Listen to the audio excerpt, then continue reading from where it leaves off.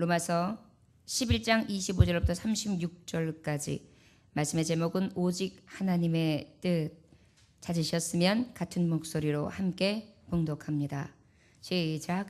형제들아, 너희가 스스로 지혜 있다 하면서 이 신비를 너희가 모르기를 내가 원하지 아니하노니, 이 신비는 이방인의 충만한 수가 들어오기까지 이스라엘의 더러는 우둔하게 된 것이라. 그리하여 온 이스라엘이 구원을 받으리라. 기록된 바 구원자가 시온에서 오사 야곱에게서 경건하지 않은 것을 돌이키시겠고, 내가 그들의 죄를 없이 할 때에 그들에게 이루어질 내 언약이 이것이라 함과 같으니라. 복음으로 하면 그들이 너희로 말미암아 원수된 자요, 택하심으로 하면 조상들로 말미암아 사랑을 입은 자라. 하나님의 은사와 부르심에는 후회하심이 없느니라. 너희가 전에는 하나님께 순종하지 아니하더니 이스라엘이 순종하지 아니함으로 이제 긍휼을 입었는지라. 이와 같이 이 사람들이 순종하지 아니하니 이는 너희에게 베푸시는 긍휼로 이제 그들도 긍휼을 얻게 하려 하심이라. 하나님이 모든 사람을 순종하지 아니하는 가운데 가두어 두심은 모든 사람에게 긍휼을 베풀려 하심이로다. 깊도다 하나님의 지혜와 지식의 풍성함이요, 그의 판단은 헤아리지 못할 것이며 그의 길은 찾지 못할 것이로다. 누가 주의 마음을 알았느냐? 누가 그의 모사가 되었느냐? 누가 주께 먼저 드려서 갚으심을 받겠느냐? 이는 만물이 주에게서 나오고 주로 말미암고 주에게로 돌아감이라. 그에게 영광이 세세에 있을지어다. 아멘. 함께 기도합니다. 하나님 아버지, 감사합니다. 오직 하나님의 뜻을 우리가 알기 원합니다. 오직 하나님의 뜻을 바로 알기 원합니다. 그리고 그 뜻을 바로 믿고 고백하기를 또한 원합니다. 주여, 오늘도 하나님의 말씀을 온전히 깨닫고 또한 그 깨달은 것을 마음판에 새기며 삶 가운데 아버지의 은혜를 기억하여 주의 말씀을 굳건히 지키게 하시되 인내하게 하여 주옵시고, 우리의 행위로나 우리의 공로가 아닌 오직 하나님의 은혜임을 깨달아 나의 양심이 우둔한 데에 머물지 않게 하시고 혼미하여 아버지 앞에 감각 없는 자와 같이 살아가지 아니하도록 주님 역사해 주시기를 원합니다. 오직 예수님 뜻 안에 겸손하게 주의 말씀만을 전하는 증거하는 삶을 살기 원하오니 우리를 주장하여 주셔서 오직 그 뜻대로 부르신 바 된 자답게, 하나님의 아들 된 자답게 주의 이름을 위하여 살게 하여 주옵소서. 이 시간 예배를 방해하는 어둠은 주 예수 이름으로 명하노니 물러갈지어다. 육신을 결박하며 하나님 앞에 기쁨과 즐거움과 감사를 빼앗아가는 어둠은 주 예수 이름으로 명하노니 물러갈지어다. 주의 일을 하며 하나님 앞에 나아가는 자, 반드시 그가 계신 것과 상 주심을 잊고 나아가는 자들에게 하나님께서 함께 하시고 하나님께서 붙드시는 놀라운 은혜가 있음을 믿고 나아가는 귀한 종들에게 하나님 오늘도 밝은 빛으로 임하시고 아버지 오늘도 성령의 능력으로 빛을 비추시기 원하나이다. 하나님의 시간 함께하여 주옵소서. 어둠의 영혼 주 예수 이름으로 명하노니 물러갈지어다. 오늘 함께 하셔서 오직 하나님의 말씀 가운데에 칼이 되게 하심으로 수술하여 주옵시고 오늘도 회복되어지게 하시며 하나님 갈급한 심령 가운데에 오직 회복되어지는 은행이 있어지게 하시되 육과 영과 우리의 몸이 온전히 치료받으며 하나님 앞에 영광 돌릴 수 있도록 주여 축복하여 주시옵소서. 썩어질 것을 구하는 것이 아니라 영원히 썩지 아니하는 것을 바라보고 나아가나이다. 주여 우리의 정한 믿음을 허락하여 주시옵시고 흔들리지 않게 하시며 하나님의 말씀이 가감되어지지 아니하고 그 말씀을 두렵고 떨림으로 받게 하시사 그 말씀대로 순종하는 삶을 살게 하여 주시옵소서. 아버지 앞에 감사의 예물을 드립니다. 하나님 아버지 받아 주옵소서. 그럼에도 불구하고 감사합니다. 하나님께서 깨끗게 하시면 못하실 것이 없는 것을 내가 압니다. 능력의 손으로 깨끗하게 피보혈수를 수혈시키시사 사랑하는 당신의 종 강건하게 지켜주시고 어둠의 세력 마귀가 병마가 떠나가게 하여 주시옵소서. 그리하여 감사가 더해질 수 있는 근본계기로 하나님 축복하여 주옵소서. 하나님 앞에 10의 1조를 드립니다. 더 많은 소득이 늘어나게 하시고 아버지의 이름을 높이게 부족함 없는 삶을 살아갈 수 있도록 하나님 노년에 축복하여 주시옵소서. 감사드리며 예수님의 이름으로 축복하며 기도 올려나이다. 아멘. 오늘 말씀을 보면 할 수 있게 하는 오직 하나님의 뜻이다라는 말씀을 가지고 하나님의 말씀을 전하는데요. 우리가 전주의 말씀을 보면 하나님의 뜻은 하나님이 자기의 백성들은 절대 버리지 아니하신다. 그 버리지 아니하심은 그의 행위로도 아니고 그에게는 온전히 은혜로써 주시는데 끝까지 인내하고 남은 자, 그리하여 엘리야와 그 외 남은 자, 믿음을 지키고 신앙을 지켰던 7,000명, 그들을 하나님께서 온전히 예비하셨듯이 그러한 자가 하나님께는 절대 버림받지 아니하게 하시는 것이 하나님의 뜻이다, 이렇게 말씀하셨습니다. 특별히 하나님께서 버리는 자가 있는데 그들은 아버지 앞에 떠난 자라 그랬어요. 떠난 자들은 어떤 자들입니까? 하나님 앞에 버림받은 자들은 어떤 자들입니까? 저들이 어찌 행위로부터 자기가 의로워졌다고 착각하는 거예요. 자기가 무엇을 해서 구원받았다고 생각하는 거예요. 구원의 복음을 온전히 믿지 않는 거예요. 그것을 들어서 사도 바울은 무엇이라고 표현하고 있느냐면 우둔한 자, 양심이 마비된 자라고 표현했고, 혼미한 자, 감각과 또한 여러 가지 가지고 있는 보는 것과 듣는 것에 대해서 감각이 없는 자, 이러한 자들은 어떻게 해요? 하나님께서 저들 스스로가 무너뜨림을 당하고 저 무너뜨림을 통해 어떻게 됐다 그랬죠? 오히려 이방인들을 구원하는 데 사용하셨다 그러셨어요. 자, 이 말씀을 했을 때, 자, 하나님께서는 당신의 선택한 민족 백성들을 온전히 인애를 베푸시고 긍휼을 베푸셔서 저들의 마음이 하나님께로 향해서 그들이 완전한 구원을 이루게 하시는 것이 하나님의 뜻일진데 어찌하여 저들이 무너지고 망가뜨려짐으로 말미암아, 저들이 혼매지고 우둔해짐으로 말미암아 이방인들을 구원하고 그리고 저들은 더러는 버림받는가? 도대체 이해가 되지 않는다라는 생각들이 말씀에서 우리에게 의문시될 수 있습니다. 그러면서 오늘 이 말씀에 이어가지고 주님이 이 의문시되는 우리들에게 말씀해 주시고 계세요. 자, 우리 오늘 본문 말씀 25절 천천히 읽어볼까요? 시작.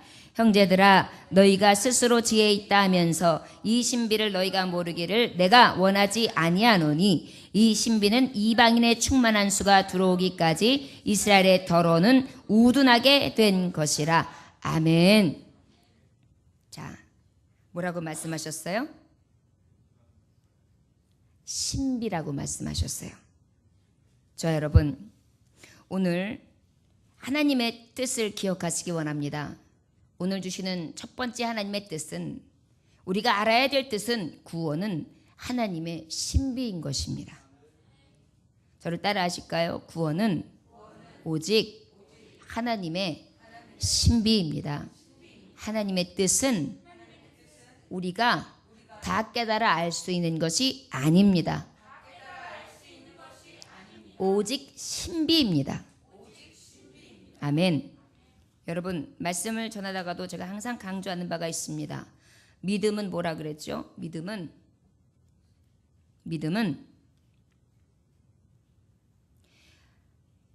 해바라기 꽃입니다. 믿습니까? 해바라기 꽃은 그냥 꽃이지 믿고 자시고 할 게 아니에요. 그냥 해바라기 꽃이에요. 진정한 믿음은 보이지 않으나 보입니다가 믿음이에요. 알 수 없으나 알게 하시는 일을 믿습니다가 믿음이에요. 할 수 없으나 할 수 있게 하시는 분을 믿습니다가 믿음이에요. 내 힘으로 능으로는 무능하나 능하신 하나님께서는 하십니다 라고 믿어지는 게 믿음이에요.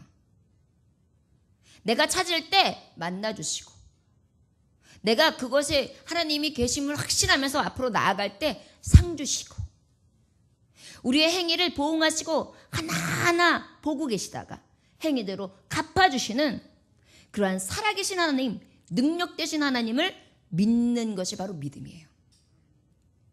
자, 결국은 뭐냐? 사람의 이치로나 사람의 지식으로나 사람의 지혜로 판단되어서 믿어지는 건 믿음이 아니에요. 그건 사실인 거예요, 그냥. 진리라는 것은 사실입니다. 맞습니다. 그런데 우리의 지혜, 짧은 지혜와 지식으로 판단해서 A는 B다. 그러므로 A, B는 무엇이다 라고 이야기해서 과정과 그 다음에 결과를 내어지는 어떠한 우리의 이성 판단 기준에서 만들어지는 게 믿음이 아니라는 거예요. 자, 오늘 그 말씀하는 거예요. 구원은요 오직 하나님의 신비인 것이지 그 구원이 우리가 생각하는 우리의 가치관에서 이건 구원이 아닌데 이런 사람도 구원을 받아? 아니 이런 사람이 예수 믿고 구원받는단 말이야? 이런 사람이 이게 말이 돼? 이렇게 구원을 우리 멋대로 판단하는 게 아니에요. 여러분, 믿음은 내 생각과는 전혀 다를 때가 있어요.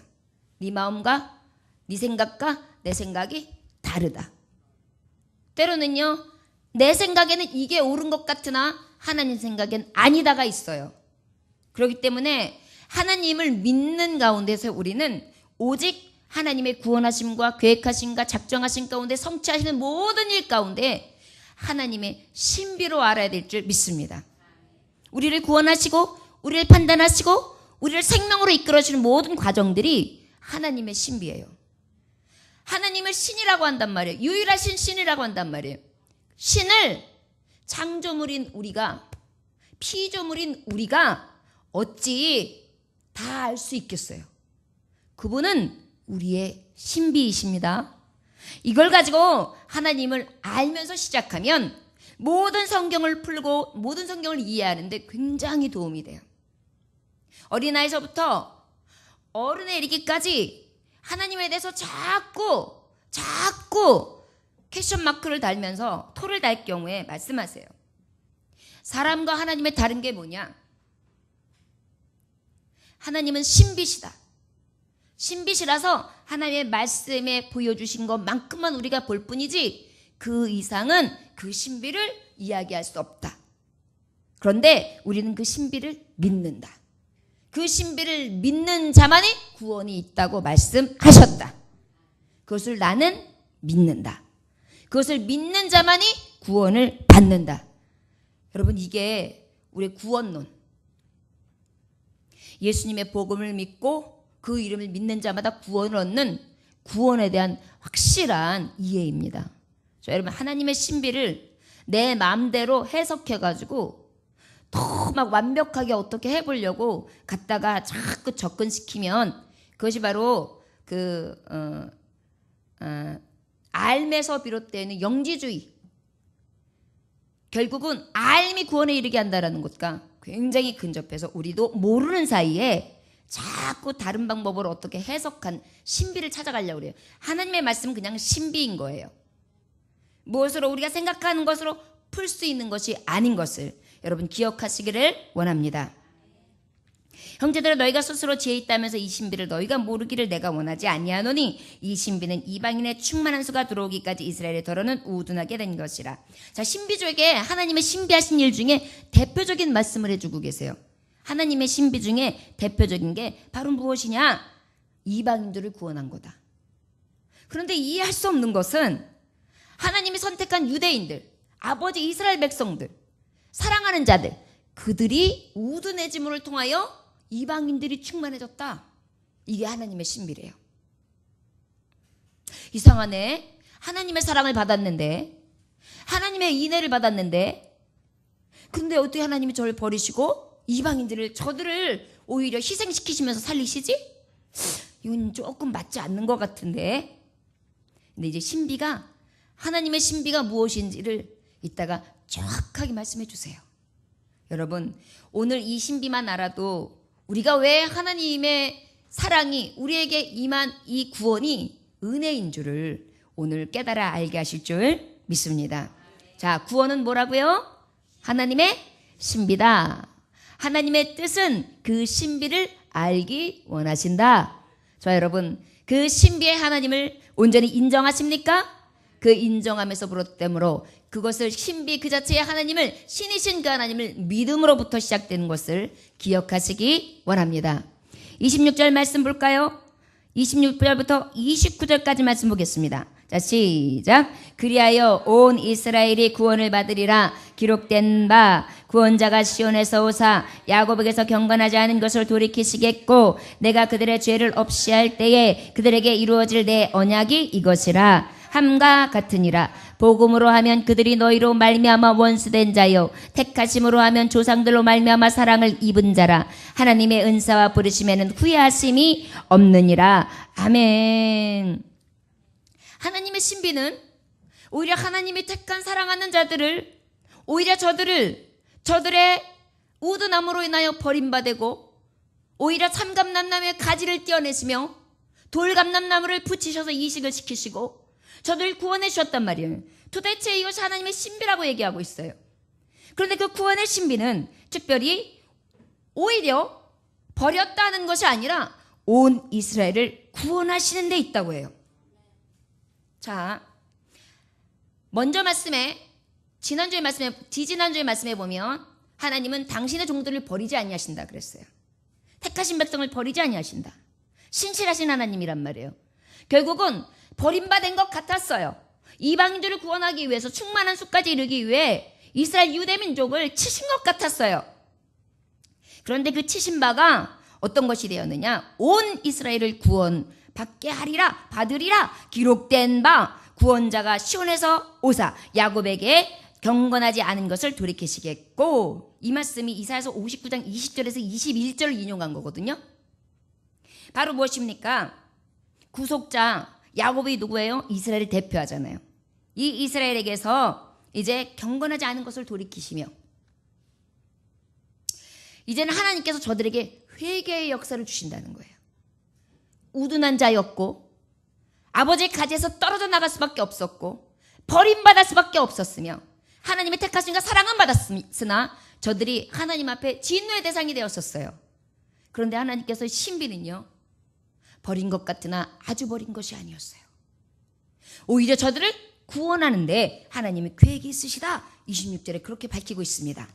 27절에 그들의 죄를 없이 할 때에 그들에게 이루어질 내 언약이 이것이라함과 같으니라. 예레미야서 31장 3절에 보니까 옛적에 여호와께서 나에게 나타나사 내게 영원한 사랑을 하기에 인자함으로 너를 이끌었다 하였노라 그랬어요. 옛적에 여호와께서 나타나사 영원한 사랑을 하기에 인자함으로 너를 이끌었다. 하나님이 사랑하셨다는 거예요. 그게 옛 언약이라는 거예요. 자, 그러면 이 언약을 하나님께서 잃어버리지 않고 계신 거예요. 대신 어떻게 하신다는 거예요? 돌이키신대요. 회복시키신대요. 구원하신다는 것입니다. 그런데 언제까지? 이방인의 구원의 수가 차기까지. 그리고 난 다음에 하나님의 뜻은 저들을 버림해서 목적하신 바가 아니라 저들도 완전하게 구원하시겠다. 이것이 하나님의 약속이며 그 언약의 약속대로 회복시키시는 하나님의 뜻, 신비예요. 자, 제가 지난주에 이런 말씀을 예를 들었던 적이 있습니다. 우리 아버님이 자녀들을 8남매를 쫙 키웠어요. 그러면은 첫째서부터 막내까지가 있는데 분명히 막내가 잘못을 했단 말이에요.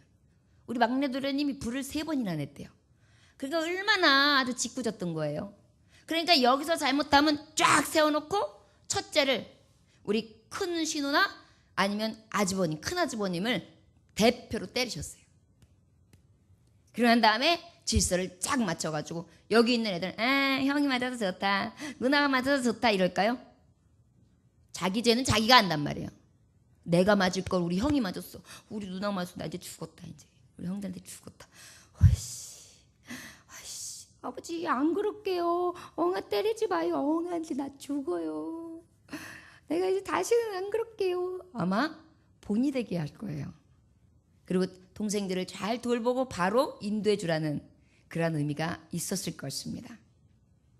바로 하나님의 원가지인 참 감람나무 가지인 이스라엘 백성을 정말 떼어내시고 잘라버리신 것 같았으나 하나님의 원뜻은 무엇이었냐면 저들을 통하여 온전히 회복시키시고 깨닫게 하시고 저들을 통하여 저들도 회개하고 돌아오게 하지만 또한 먼저 된 자 또한 자기의 자신을 늘 살피고 그 외에 이방인들 내 동생들을 더 살피게끔 하는 게 목적일 것입니다.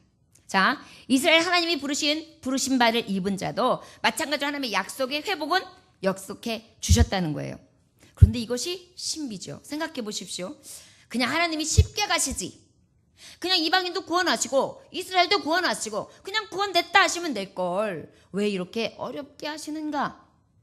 뭐라고요? 근데 오늘 말씀에서 하나님의 신비다. 여러분 옛말에 이런 말씀이 있습니다. 참새가 어찌 봉황의 마음을 알리요. 그죠? 어머니 아버지의 깊은 마음을 한두 살짜리 어린아이가 알겠습니까? 열이 많이 나는 어린아이를 밤새 간호하는데 아이는 춥다고 추워 이불 그러는데 이불 덮어주면 안 돼요. 그러니까 어떻게 하겠어요? 옷까지 다 벗기죠. 그리고 냉장고 열어서 얼음 꺼내가지고 얼음 주머니 만들어가지고 온몸을 마사지하면서 밤새 잠을 안 자면서 차가운 물수건을 갖다 댔다 놨다 하면서 어떻게 해요? 밤새 그 아이 때문에 간호할 것입니다. 어린아이는 아무 생각 없어요. 치워 추워 싫어 죽어 이렇게 할 거예요. 왜요? 왜 그래야 될지도 모르고 지금 이 현실이 싫기 때문이죠. 하나님이 하시는 일을 우리가 신비라고 할 수밖에 없는 것은 우리가 지금 아버지와 자녀의 비유를 했지만 우리 하나님은 다시 말씀하지만 창조주세요. 우리의 믿음의 대상이 되시는 하나님이세요. 능력 되세요. 그 하나님이 하시는 일을 어찌 우리가 다 이해할 수 있겠습니까? 하나님의 신비는 바로 죄인인 이방인을 아버지의 구속된 백성을 통하여 구원시키시고 그리고 난 다음에 또 바꾸어서 또 어떤 은혜를 하나님께서는 계획하고 계시느냐 하면 28절에 복음으로 하면 그들이 너희로 말미암아 원수된 자여 택하심으로 하면 조상들로 말미암아 사랑을 입은 자다. 너희가 지금 복된 소식 예수 그리스도를 믿기만 하면 구원 얻는다. 이 복음에서 너희들은 받고 구원을 얻고 참 축복을 받았지만 저들은 그 복음은 믿지 않는다. 그러나 하나님의 이미 택하신 받은 백성이다. 그 약속의 회복은 저들을 돌이킴으로 말미암아 하나님께서 이루실 거다. 이것이 바로 구원의 신비다. 이렇게 말씀해 주시고 계세요. 29절에 보니까 하나님의 은사와 부르심에는 후회하심이 없다. 여러분 하나님의 신비는요. 지금까지 나열했던 여러 가지 방법들 구원의 방법들을 하나님이 일일이 읽어하면서 말씀해 주셨어요. 그런데 이 모든 것들이 하나님께서 하시는 일 가운데 후회하심이 없다라고 지금 표현하고 있어요. 그런데 목사님 성경에 보면 여러 구절에 하나님이 창조하신 것을 후회하신 장면이 많습니다. 창세기 6장 6절에도 그렇고 민수기 23장 19절에도 보고 사무엘상 15장 11절 29절에도 보면 하나님이 후회했다는 말씀이 나와요. 그런데 여기에서 하나님이 후회하심은 완전히 우리가 생각하는 후회하고 달라요. 구원하심, 택하심을 후회했다는 게 아니에요. 만드심 자체를 후회한 것이 아니라 어떤 것을 얘기하냐면은 저들이 심히 유감스럽다. 내가 너희들을 믿은 게 참 유감이다. 정말 마음에 어떻게 정말 이해할 수 있는 부분으로는 너무 어렵다. 이렇게 말씀하시는 거예요. 우리가 여기에서는 후회하는 것, 나 이거 공부할 걸. 공부했으면 나 공부 잘했을 텐데. 내가 이럴 때 저기 갈 걸. 그랬으면 저거 탔을 텐데. 이런 후회가 아니에요. 실수의 후회가 아닙니다. 저 여러분 기억하십시오. 하나님은 실수하셔서 후회하시는 게 아니에요. 하나님이 하신 것은 완전합니다. 그런데 그 완전한 바에서 저들이 정말 그 안에서 실수되어지고 또한 그 안에서 탈락되어지고 저들이 그 안에서 죄악으로 정말 더럽게 뒤범벅이 되어 있는 모습을 보면서 안타까워하시는 그러한 탄식의 소리일 뿐이지 하나님이 하신 일에 후회가 있으심이 아니다라는 것을 저와 여러분들은 깨달아야 될 줄 믿습니다. 이 얘기를 왜 더 강조하냐면 여러분 하나님은 무능하신 하나님이 아니에요. 완전하신 하나님이십니다. 무엇을 하든지 하나님은 실수가 없으십니다. 이게 신비예요. 자, 우리가 하나님을 믿을 때요, 뭘 믿습니까? 그럼 하나님을 온전히 믿습니다. 나는 그렇게 뭘 온전히 믿느냐고요? 하나님의 신비요. 이것이 믿음이에요. 그 신비 중에 뭐예요? 나를 구원하신 거예요. 그 다음에 이스라엘 백성을 버리신 것 같으나 하나님은 하나님의 택한 자를 절대 버리지 않는다는 신비요. 그들의 행위로나 그들의 열심으로나 그들이 무엇을 한 공로가 아닌 하나님의 신실하신 언약을 성취하시고 그 부르심과 그 주님의 만지심, 그 하나님이 은사로서 아버지의 자녀 택하심에 받아서 그 신실하신 일을 이루신 바요. 그것이 바로 하나님의 신비입니다. 그 하나님은 어떤 일에든지 후회하실 일이 없는 완전하신 하나님, 능력의 하나님이십니다. 여러분, 이것이 우리가 하나님을 알아, 오직 하나님을 아는 자, 오직 하나님의 뜻을 분별하는 데 있어서 하나님의 뜻은 우리가 암에 있어서 신비라는 것을 깨달으시기 원합니다. 이 말씀을 이해하면 성경을 볼 때 신비, 우리가 이럴 수가 있는가? 이게 진짜? 이런 의문이 있는 게 다 풀려요. 아, 하나님은 신비죠. 내가 다 알 수 없는 신비죠. 내가 다 느낄 수 없는 신비죠. 여러분, 이것이 믿어지는 게 믿음이에요. 어떤 분은 이러한 말씀을 전하면 억지다, 무조건 그렇게 몰아가는 건 아니다, 근거를 대라, 이렇게 얘기해요. 여러분, 하나님은 사랑이시라 그랬어요. 참 이 말씀이 굉장히 잘 맞는 말씀이에요. 사랑이라는 단어는 보입니까? 보여요? 그러나 사랑은 느껴지죠? 사랑은 느껴진 것뿐만 아니라 행동으로 나타납니다. 사랑은 섬김으로 나타납니다. 사랑은 희생으로 나타납니다. 그러나 사랑은 절대 보이지 않죠. 그러나 보여요. 이게 하나님은 사랑, 하나님의 능력, 하나님의 뜻, 이 모든 것들이 신비인 거예요. 여러분, 하나님을 이해하는 데 있어서 이 자체로 아버지 앞에 믿고 나아감이 우리가 하나님의 뜻을 온전히 이해할 수 있음을 깨달아 아시기를 원합니다. 30절로부터 우리 32절까지의 말씀 보겠습니다. 시작. 너희가 전에는 하나님께 순종하지 아니하더니 이스라엘에 순종하지 아니함으로 이제 긍휼을 입었는지라. 이와 같이 이 사람들이 순종하지 아니하니 이는 너희에게 베푸시는 긍휼로 이제 그들도 긍휼을 얻게 하려 하심이라.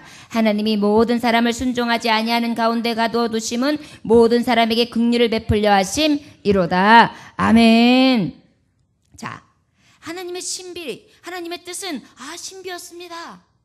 하나님이 구원하시는 것은 우리가 이해할 수 있는 것이 아니라 하나님의 능력이고 하나님의 정말 실수가 없는 완전하신 후회가 없는 뜻이었습니다. 이것을 깨달았어요. 그리고 난 다음에는 이 실수 없는 뜻이 무엇이냐?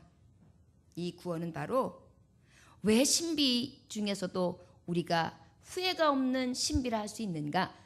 오늘 30절에 보면 말씀해 주시고 계세요. 30절. 너희가 전에는 하나님께 순종하지 아니하더니 이스라엘에 순종하지 아니함으로 이제 긍휼을 입었는지라. 하나님의 뜻은요, 나의 구원은 오직 긍휼이다. 자, 이 말씀이 여러분 이해가 되십니까?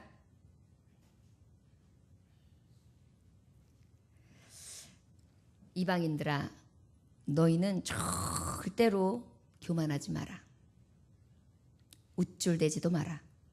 그 이유는 네가 죄인이었음에도, 네가 절대로 긍휼을 입고 구원받을 만한 모양이 없는데도 나는 나를 믿는 그 이름을 믿는 믿음 하나만 가지고 너를 구원하였다. 자, 저들은 그 이름을 믿지 않았다. 그러나 저들이 돌아오게 하여 나는 그 약속한 나의 종들, 언약한 나의 종들을 너를 긍휼로 구원했듯이 내가 나를 믿지 않고 나를 전적으로 의지하는 아니하며 행위로서 무엇을 해서 장응하는 믿음으로 교만한 저들에게 오직 긍휼의 손을 베풀어 저들을 구원해내겠다. 여러분, 하나님의 뜻은요, 너무 놀라운 게 뭔지 아십니까? 우리가 생각하면 이스라엘들은 저러면은 예수님 못 믿으니까 구원 못 받는 거야, 이렇게 우리는 그냥 끝내버리고 말 거예요. 그런데 그럴까요? 아니에요. 우리는 이웃들이 무엇인가 잘못되면 아이고 인간응보야, 내가 그럴 줄 알았어, 하여튼간 잘난 척 엄청 하더니 잘 됐네, 잘 됐어, 꾸소 이러고 있을 수도 있어요. 근데 지으신 아버지는 그게 아닌 거예요. 지금 너는 잘 됐는데 제가 넘어졌지? 너 잘됨, 내가 너에게 축복 줘서 잘 된 거야. 저 지금 넘어졌지? 난 저거 안타까워. 난 너에게 준 축복 저에게도 주기를 원한다. 이게 하나님의 뜻이라는 거예요. 아버지의 신비는요, 사랑 자체신 거예요. 우리한테 우격다짐으로 믿어, 나한테 종속돼, 난 창조주고 넌 피조물, 갑을, 이렇게 나오시는 말씀이 아니에요. 가만히 말씀을 보면요, 얼마나 우리를 배려하면서 우리를 인격적으로 사랑하신지 몰라요. 하나하나 이해시키세요. 나의 신비를 알아라. 나는 내가 사랑하는 자를 포기하면서 너를 살렸어. 이제는 내가 포기했던, 네가 살았으니까 이제 포기했던 내 자식 다시 살려. 너에게 무조건적으로 긍휼을 주었던 것처럼 이제 저도 내가 무조건적으로 긍휼을 주리라. 이것이 나의 신비고 이것이 나의 구원의 긍휼이야. 너무 멋지지 않으세요? 우리가 하나님을요, 하나님의 뜻을 너무 모르기 때문에 아버지한테 억지를 쓴다 그러고, 우리 하나님은 권위주의자라고 하고, 우리 하나님은 그저 말씀에 있는 것만 그대로 믿으라는데 도대체 근거도 없이 설명하기도 어렵게 그렇게 어거지를 쓰신다고 그렇게 생각할 수 있어요. 그런데 그건 성경을 몰라서예요. 성경에는요, 우리가 에스겔서 요즘에 새벽에 말씀을 보는데 우리가 얼마나 죄 많은 인생인지 아십니까? 아주 생각하는 것에서 하는 게 완전히 죄 가증한 모습으로 똘똘 뭉쳐 있어요. 그러한 우리를요, 100번이고 1000번이고 깨닫게 하시고 또 감싸주시고 또 돌이키길 원하시고 또 우리의 마음속에 행위를 돌이켜 다시 자복하기만 하면 하나님은 우리 어떻게 다시 회복시키시되 축복 주시기를 원하신다는 게 결론부예요. 특별히 축복 중에서 구원을 이루시겠다는 거예요. 이것이 아버지의 순수한 메시지예요, 여러분. 이 복음이 어떻게 어려울 수가 있어요? 하나님은 우리를 사랑하셨습니다. 하나님은 죽기까지 나를 사랑하셨습니다. 때로는 사랑하는 자를 쳐서 사랑할 수 없는 자를 살리시기도 하십니다. 구원은 신비입니다. 내가 이해할 수 있는 것이 아닙니다. 구원은 오직 은혜였습니다. 하나님의 긍휼이었습니다. 나 같은 자를 불쌍히 여기시고 이방인은 나를 불쌍히 여기시고 당신이 종이라 여기시고 택한 백성 그들도 또한 여전히 어떤 범죄를 진다 할지라도 끝까지 사랑하시며 놓지 아니하시는 신실하신 사랑으로 나에게 구원을 베풀어 주는 긍휼을 베푸시는 하나님이십니다. 여러분, 이것이 사도 바울이 지금 이방인과 그리고 듣고 있는 유대인들에게 계속해서 들려주시는 하나님의 뜻입니다. 31절 이와 같이 이 사람들이 순종하지 아니하니 이는 너에게 베푸시는 긍휼로 이제 그들도 긍휼을 얻게 하려 하심이라. 하나님이 모든 사람을 순종하지 아니하는 가운데 가둬두심은 모든 사람에게 긍휼을 베풀려 하심이로다. 누구에게 긍휼을 베풀기 원하신다고요? 모든 사람이요. 하나님은요, 지금도 참고 계세요. 내 자식들이 돌아오기를. 지금도 우리나라의 곳곳에 지금 태풍으로 인해서 물 난리로 인해서 굉장히 지금 아랫대에는 좀 위험을 좀 당하고 있고요. 고통을 당하고 있습니다. 경주에 지진이 난 이후에 얼마 되지 않아서 지금 또 바람과 또한 태풍 또 비 피해로 인해 가지고 엄청나게 지금 피해를 보고 있는 즈음에 있습니다. 하나님이 우리에게 들려지는 메시지는 뭘까요? 보고 돌이켜라. 저들의 영혼을 위해 기도하라. 때가 가깝다. 너희 나라에는 재난이 없을 줄 알았지. 너희 나라에는 이제 인명피해가 없을 줄 알았지. 옆 나라, 이웃 나라에서만 있어. 아, 일본 놈들은 그럴만해. 아, 북한 놈들 그럴만해. 이렇게 남의 집 불구경하듯이 당연하다 생각하면서 고소했지. 그러나 너희들도 오늘 에스겔에서 들려졌던 말씀처럼 저들보다 악이 더하도다. 믿는 우리들이여, 지금 주시는 이 경고의 메시지를 하나님의 뜻을 들으면서 깨달아져야 될 줄 믿습니다. 지금도 하나님은 긍휼로 기다리고 계시는 거예요. 우리가 바로 보고 바로 깨닫고 주께 부르짖으라고요. 그것을 보면서 여러분, 저들에게 어떻게 도움을 줄까 이런 생각하시면서 그 뉴스를 보셨을 거예요. 다른 것보다 모든 이 세상을 주관하고 계시는 창조주 하나님 앞에 기도하는 것이 우선이 될 줄 믿습니다.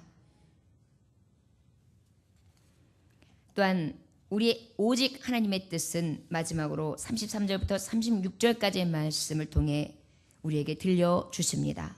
우리 한번 다 같이 읽어볼까요? 시작. 깊도다 하나님의 지혜와 지식의 풍성함이요 그의 판단은 헤아리지 못할 것이며 그의 길은 찾지 못할 것이로다. 누가 주의 마음을 알았느냐? 누가 그의 모사가 되었느냐? 누가 주께 먼저 드려서 갚으심을 받겠느냐? 이는 만물이 주에게서 나오고 주로 말미암고 주에게로 돌아감이라. 그에게 영광이 세세에 있을지어다. 아멘. 세 번째로는 여러분, 하나님의 뜻은 젖는 자의 주권을 알라는 것입니다. 여러분 기억하십니까? 로마서 앞장에 우리 말씀에 보면 하나님의 예정하신 바는 우리가 아버지 앞에 옳다 그르다 할 수 없다 이렇게 했어요. 하나님의 주권이다. 하나님의 예정하신 것, 하나님의 섭리하시고 하나님의 성취하시는 것은 오직 하나님의 뜻 안에 있다 이랬어요. 그러면서 토기장의 비유도 있었고, 하나님 앞에는 온전히 우리가 아버지의 뜻을 인정함으로 주님을 믿고 나아가야 된다라는 것을 로마서에서 말씀해 주셨어요. 오늘 이 말씀은 바로 무엇이냐면 이러한 하나님의 택하심과 긍휼과 구원은 오직 아버지의 주권임을 깨달아 알아야 될 줄 믿습니다. 자, 하나님이 신비였어요. 그리고 아버지의 구원은 오직 긍휼로 우리의 사랑으로 오셨어요. 마지막으로 이 모든 것들은 오직 이 구원은 하나님 아버지의 능력의 주권이었음을, 전능자의 주권이었음을 온전히 알기 원합니다. 하나님은 이것을 알기 원하세요. 뭐라고 말씀하시냐면 깊도다 그랬어요. 첫째, 하나님의 전능자의 주권은 깊습니다. 어떻게 깊으냐? 여기서 말씀해 주겠어요. 더 지혜롭게. 지혜와 지식의 풍성함이요 그랬어요. 지혜는 뭐지요? 영원한 진리에 대해서 아주 종합적으로 깊이 통찰하는 것을 얘기해요. 그래서 통찰하다 보니까 통치의 원리, 하나님이 통치하심, 그리고 지식은 어때요? 어떤 감각적인 사물에 대한 인식을 해내고 그 다음에 어떻게 그것을 그 원리에 맞게끔 뒷받침해내주는 구체적인 지적 능력을 얘기한단 말이에요. 그러다 보니까 감각적이고 구체적인 원리의 지적 능력을 이야기해 줄 수 있는 지식, 그 다음에 그의 판단하고 헤아리는 모든 그 판단이 뭐죠? 결정. 자, 저를 구원하리라. 저를 택하였다. 저에게 긍휼을 베풀리라. 이러한 하나님의 판단, 그리고 그의 길, 하나님의 그 길은 뭐예요? 행하심, 역사하심, 다리시리심. 그러다 보니까 하나님의 지혜나 지식이나 판단이나 길은 어때요? 풍성하다. 그런데 그 길을 우리는 찾지 못한다 이렇게 말씀하셨어요. 이 말씀은요, 우리가 어찌 하나님의 지혜와 지식과 하나님의 판단과 하나님의 역사하시는 길을 다 알 수 있겠습니까? 여러분, 오직 하나님의 뜻은 아버지께서 하시는 지혜, 지식, 판단, 모든 길들에 있어 아버지께서 하시는 것이 합력하여 선을 이루실 줄 믿습니다. 가장 선한 길로, 내가 알지 못하는 크고 비밀한 길로, 가장 영광 받으시는 길로 합력하여 선을 이루심으로 아버지께서 영광 받으실 또한 믿습니다. 이것이 하나님 알기를 원하시는 거예요. 그래서 어떠한 일이 주 안에서 이루어졌을 때에도 우린 두려워하지 않는 거예요. 그죠? 하나님 판단이 맞습니다. 주님은 내 길이십니다. 주님은 나의 지혜이십니다. 주님은 나의 지식이십니다. 주여, 내가 아무리 똑똑하다 하는 것보다 하나님의 우둔하고 하나님의 미련한 것보다 못하다 했는데, 주여, 나는 오직 주님만을 의지합니다. 여러분, 지혜와 지식의 근본이 어디에서 옵니까? 오직 여호와께로 옵니다. 여호와를 경외하면서 옵니다. 여러분, 전능자의 주권을 아시기 원합니다. 그리고 그 하나님께서 누가 주의 마음을 알았느냐, 누가 그의 모사가 되었느냐 그랬어요. 감히 우리는 그의 생각, 모사, 하나님이 꾀하시는 일, 그 모든 것들을 우리가 통찰할 수 없다는 거예요. 전능자가 하시는지 우리가 어떻게 그 생각을 감히 알 수 있겠어요? 그 깊이를 어떻게 측량할 수 있겠어요? 그러면서도 하나님 앞에 이해가 안 된다 그래요. 여러분, 기도할 때 너무너무 속상하고 너무너무 막 답답하면 이럴 때 하나님 이해가 안 돼요. 도대체 나한테 왜 이러세요? 도대체 저한테 어떡하라고 막 이런 생각 들 때가 있으면서 하나님 앞에 막 그렇게 기도할 때도 있을 거예요. 이게 맞는 거예요. 하나님 뜻은 이해할 수 없는 게 맞는 거예요. 자, 하나님의 전능하심을 우리가 다 이해할 수 있습니까? 없다. 이것을 알기 원하세요, 하나님은? 여러분, 아버지를 온전히 알아야 아버지를 온전히 인정하면서 제대로 신앙생활할 수 있는 거예요. 이 로마서는 교리서거든요. 어찌 보면은 이 교리가 정립되면은 신앙생활하는 데서 바른 길에서 밖으로 나가질 않아요. 근데 이 교리가 정립이 안 돼 있으니까 그냥 누가 이렇게 하면 슉 흔들리고, 누가 이렇게 하면 슉 흔들리고, 누가 이렇다 그러면 저기 슉 달라가고 막 이래요. 교리, 하나님을 온전히 믿는 진리에 대한 바른 지식이 있어야 우리가 흔들리지 않는데, 그 지식이 바로 무엇이냐? 하나님의 뜻을 온전히 이해하는 거예요. 그 중에 하나님이 주권, 하나님의 전능하신 뜻을 우리가 온전히 아는 데서 비롯된다는 것을 알 수 있습니다. 그런데 오직 하나님의 그 행하시는 지혜와 그 마음을 우리가 알 수 있다, 없다? 없다. 이사야 40장 13절에 보면은요, 정확하게 기록되어 있어요. 누가 여호와의 영을 지도하였으며 그의 모사가 되어 그를 가르쳤느냐?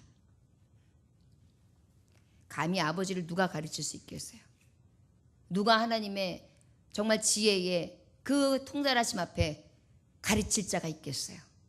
아무도 없거든요. 우리가 그 전능하신 하나님을 아버지라 믿고 있으며 우리는 그의 자녀됨을 온전히 기뻐하시고 그것을 인하여 즐거워할 수 있기를 원합니다. 35절 36절에 보니까 누가 주께 먼저 드려서 갚으심을 알겠느냐? 이는 만물이 주에게서 나오고 주로 말미암고 주에게로 돌아감이라. 그에게 영광이 세세히 있을지어다. 아멘. 전능자의 주권을 아는 데 있어서 주권은 너무 기쁘시다. 그 기쁨이 지혜이든 지식이든 그 다음에 하나님이 주시는 또한 놀라운 판단이든 그의 길이 정말 깊도다. 그런데 35절에 보니까 또 뭐라고 말씀하고 계시느냐면 갚을 길이 없다는 거예요. 갚을 길이. 여러분, 하나님 앞에, 하나님 제가 이거 축복을 주셨는데요, 제가 하나님 앞에 이거 드릴게요. 맞는 것 같죠? 아니에요. 사실은요, 하나님께로부터 왔기 때문에 내가 드린다는 게 말이 안 돼요. 지금 그 얘기를 하는 거예요. 구원, 주께로부터 온 긍휼이야. 근데 네가 갚을 수 있어?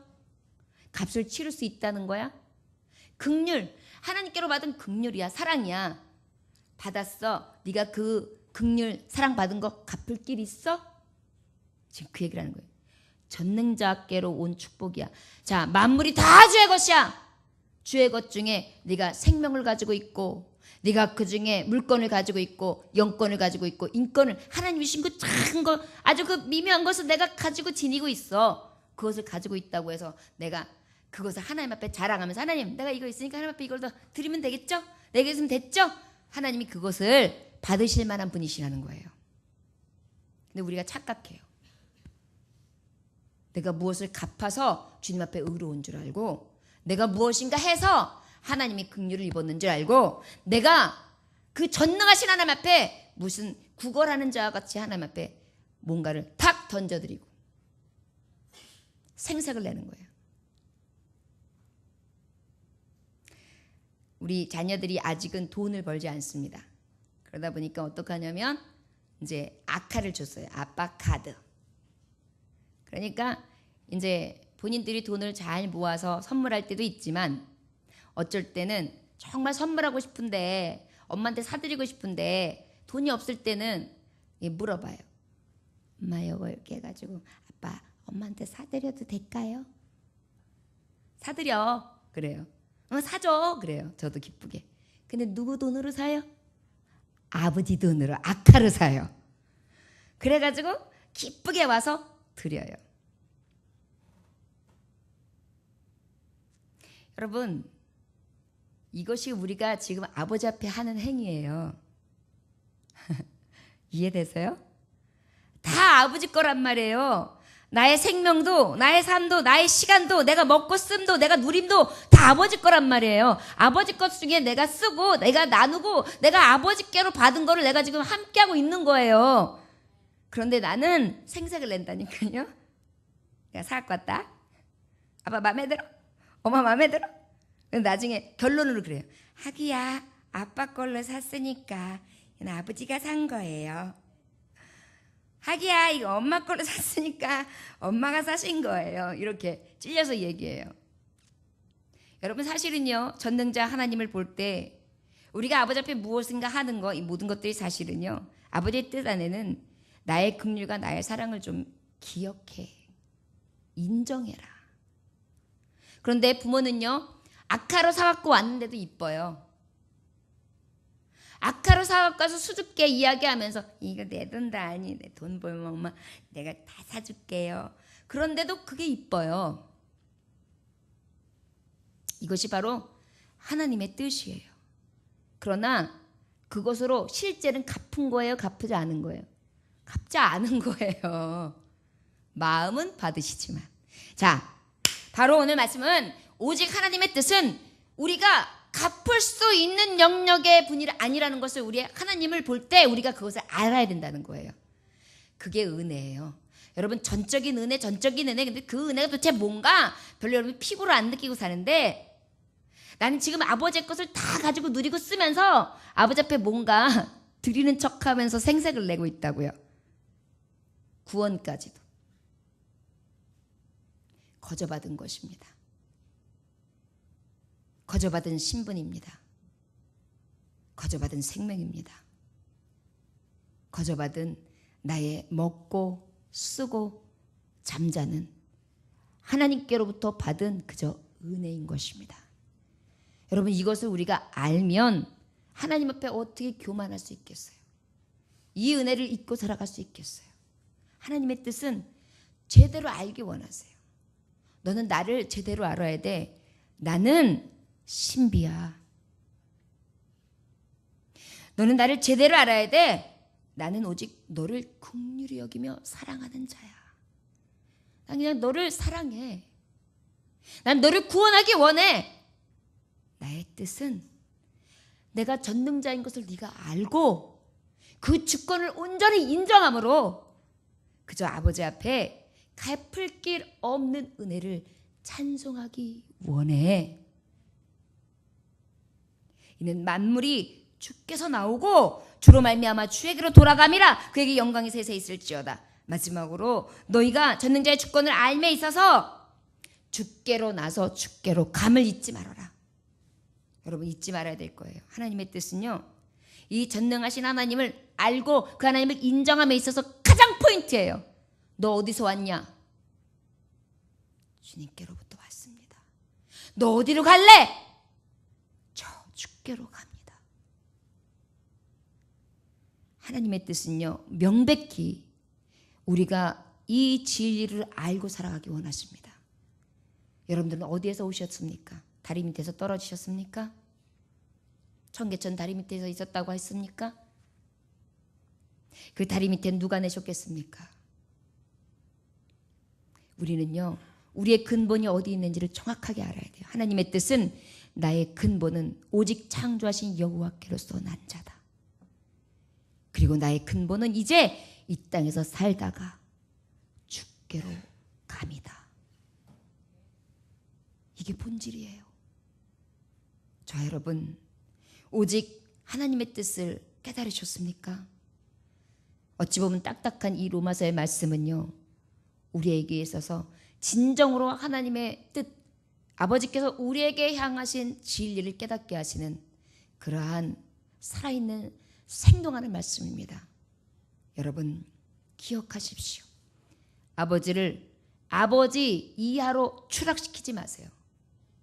아버지는 오직 신비이십니다. 나를 사랑하러 온전히 긍휼히 여기시는 분이십니다. 이 모든 것이 전능자 하나님의 주권의 손이 있습니다. 이 하나님은 깊으시며 감히 우리가 다 알 수 없는 분이시고 갚을 길이 없고 마지막 나는 그 전능자에게로 와서 다시 돌아갈 자이라는 것을 온전히 깨달아 알고 그 구원의 하나님을 의지하며 살아가기를 온전히 주님은 우리에게 원하시는 뜻으로 말씀을 전해 주셨습니다. 저 여러분, 확실히 깨닫고 이 본질로 돌아가 오직 하나님의 뜻을 알므로 주님을 기쁘시게 할 수 있는 저와 여러분들 되시기를 주의 이름으로 축원합니다. 기도하겠습니다. 하나님 아버지, 구원이 은혜라는 것을 알고 있었으나 아버지, 이 또한 하나님의 신비였음을 깨달아 알 수 있습니다. 구원은 이스라엘 유대에게 있었는 줄 알았는데 그들은 이미 하나님께서 오둔한 자로 내려뜨리시고 죽을 수밖에 없는 이방인들을 택하사 충만한 수의 구원에 차기까지 오직 긍휼을 베풀어 주셨습니다. 그 긍휼을 아끼지 아니하시고 후회 없이 사랑하신 후에 다시 당신의 택한 자들을 신실하게 버리지 아니하시고 긍휼로 저들을 구원해 냈습니다. 아버지, 그 전능하신 하나님의 주권을 우리가 그 깊이를 어찌 알 수 있으며 그의 생각을 어찌 감히 알 수 있사오리까? 주여, 그 은혜, 그 능력은 내가 갚을 수 있는 것이 아니요 오직 주님의 은혜인 것입니다. 주여, 이것을 내가 온전히 입으로 신하며 인정함으로 주께 와서 주께 돌아갈 자, 오직 후회가 없으시며 완전하신 능력의 하나님 앞에 내가 나아가야 될 것이 나의 마지막 때라는 것을 기억할 수 있는 믿음의 종들 될 수 있도록 축복하여 주옵소서. 오늘도 이 복음의 본질을 알게 하시니 감사합니다. 오직 주의 말씀 앞에서 분별하며 주의 뜻을 따라 끝까지 달려갈 길을 다하는 믿음의 종들, 하나님의 뜻을 온전히 깨달아 알므로 믿음으로 승리하는 종들 다 되게 하여 주옵소서. 예수님의 귀하신 이름 받들어 기도 올려나이다. 아멘.